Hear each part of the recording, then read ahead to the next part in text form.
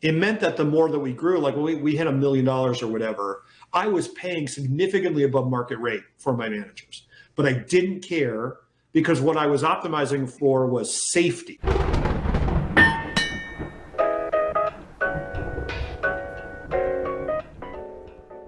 Let's roll back that decade. Your first hire, who or what would it be if you had your time again? Who would you hire? So because you can do the ads, can't you? I can do it. Yeah. I still actively manage every now and then. I coach people in our niche, right? How to do that kind of stuff. So I'm still actively involved.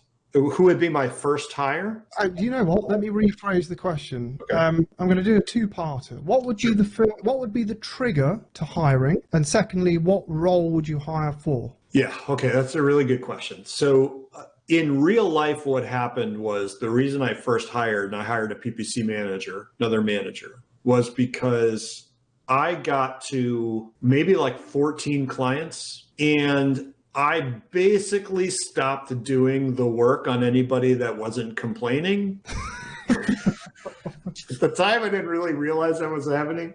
And I had half of my clients leave on the same day. Oh, right? shit. Yes. Bad timing, right? It's not like they got together, but they all left on the same day. This was immediately following the birth of my first son. And the reason I remember this was I went a couple of weeks after that. I got a bill from the hospital for his birth and we didn't have enough money to pay. I remember that moment like so vividly, right? But it was such an emotionally resonant moment, right? And that was I realized then that like I had not been able to keep up the quality of the work. And ultimately, so what I look for is quality of work and quality of life. One, if we cannot keep up to our standards, that's a trigger for me. And Yep. Two, if I have people working late, working weekends, missing kids' soccer games or whatever, I will not allow that, right? So that's for me, right? So I think it depends a little bit. If I was maximizing for revenue above all else, I would go longer without hiring because hiring can be expensive. Early on, the way that I did it was I paid per client. And so as my client base grew, their revenue, their income grew, right? And then if it shrank, it shrank. So I wasn't on the hook for a salary. And I did that for many, many years, probably much longer than I should have. And that was worse for margin. It meant that the more that we grew, like when we hit $1 million or whatever, I was paying significantly above market rate for my managers.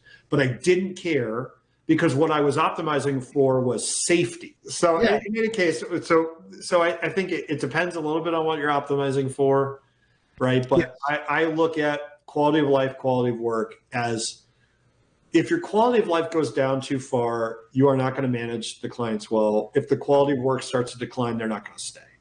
And so that's really what I look for. Now, for me personally, because I was managing everyone, hiring another manager was critical for me because it allowed me to start marketing the business.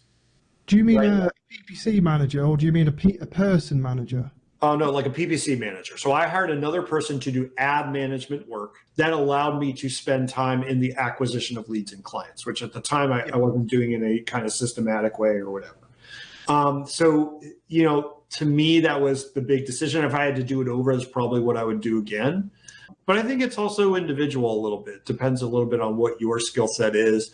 I liked being on camera. I liked being the face of the business. It doesn't have to be that way at all, right? You could have hired a manager or a marketer rather to get you leads and just be like, I'll manage all the clients. If that's what I had wanted to do, I maybe would have done that. But does that make sense? Yeah, and it comes down to cash flow as well, because some people can't easily afford, even with 14 clients, if they're not charging enough, they might be like, well, I've got to take a big pay cut. But what does that open up? And I think to answer my own question, the mistake I made was my first hire and he was a lovely chap, but he was a junior, so I had to teach him. And I already had a full-time job. The whole reason I hired him was to give him some workload, and he was straight out of university and inexpensive, but it's expensive on time. So if I had my time again, I would have, firstly, I wouldn't have got an office either, because that was very costly. I know Yeah. you're an office person, but you can always get an office in the future. The lower your overhead, the less clients you need to be okay. The lower right? your stress. Absolutely, right? You think about, okay, how many things need to go right in order for me to be okay? The fewer things that need to go right, the more certain you are that things are going to go right.